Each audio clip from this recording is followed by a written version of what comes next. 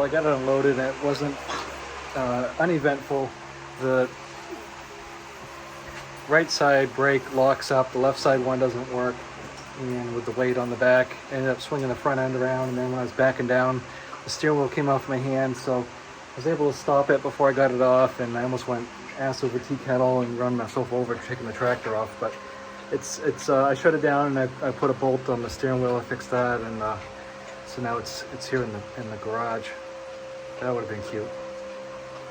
So right here is a 1954 Farmall 200, and yesterday was my birthday, so it was the second annual go get a tractor on your birthday day.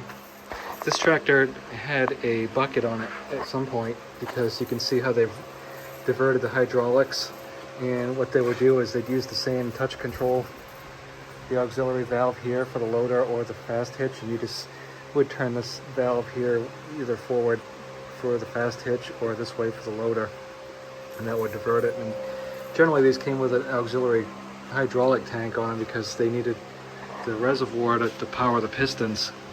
And so I've seen them this way a couple times. A lot of times they go across here horizontally like a saddle. This is a little bit more uncommon, but not unheard of.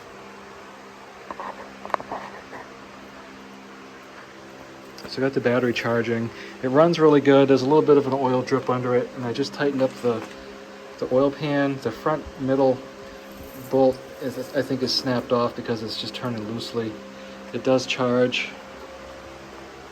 And I obviously sold my really good grill. I had a whole excellent hood and grill that I sold last spring, and this one will be okay. I'll just pound it out a little bit and it shouldn't be too bad. But generally, especially these loader tractors, they hit everything but the lottery with them, and it's like I've seen worse. It's not terrible. The hood's is rusted, but it's got a good patina on it, and I think I'm just gonna leave it this color. I'm not gonna bother to paint it at the moment.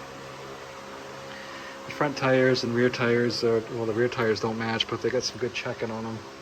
But they hold air so far, so I'm not worried about that at the moment. I'm gonna take that left side off the brake and do a brake job on that side. I mean, I should do both, but the right side's working and the left isn't. So I'll take that apart and get that fixed. The original headlights, of course they don't work, but it's either the wiring's unhooked, which is pretty likely, or the bulbs are burned out. It has all new gauges on it. Oil pressure's good. The temp and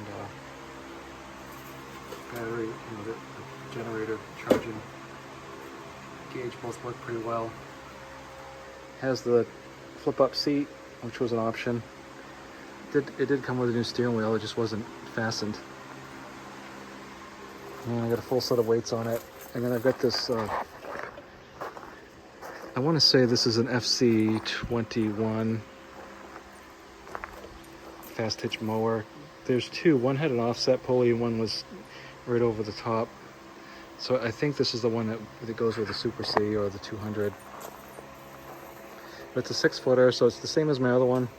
And it does have all the actual, the parts that are missing a lot of times. This right here is the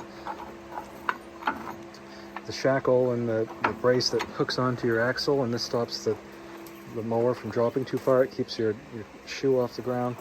And even with that all the way forward, it's still dragging, so I need to change down to the next hole here, maybe tighten up this right here, because it's not turning up like it's supposed to. But I'm also considering just tearing it all down for parts for my other one, because it's pretty complete, but not operational as it is. And they don't make these anymore, so another one of these on the shelf would be handy. And this rod right here is missing a lot of times.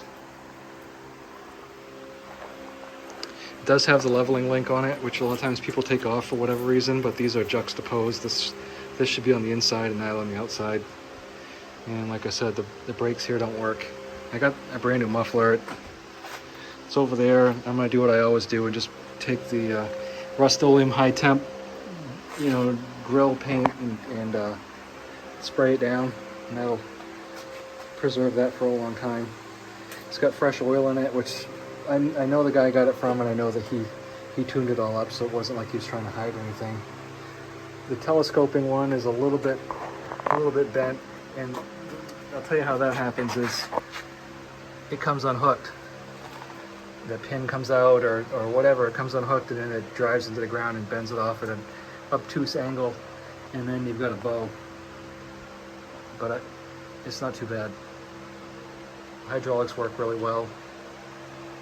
It runs really well. So, oh, and like an idiot, I sold my my extra part that goes onto the hydraulic reservoir, and I'll show you over here.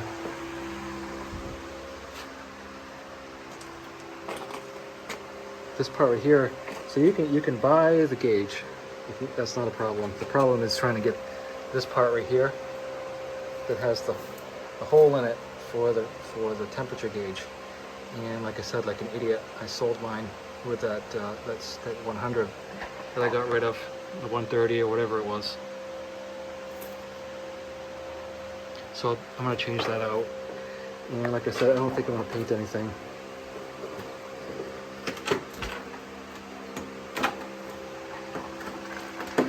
Has all the chrome on it like it's supposed to have. This one's broken, but that's easy enough to fix. No leaks otherwise. Anyway, just a short video on the 200 I got. It's a 1954, and so I'm gonna have this in the shop working on it for a little bit. I'll talk to you next time. Thank you for watching.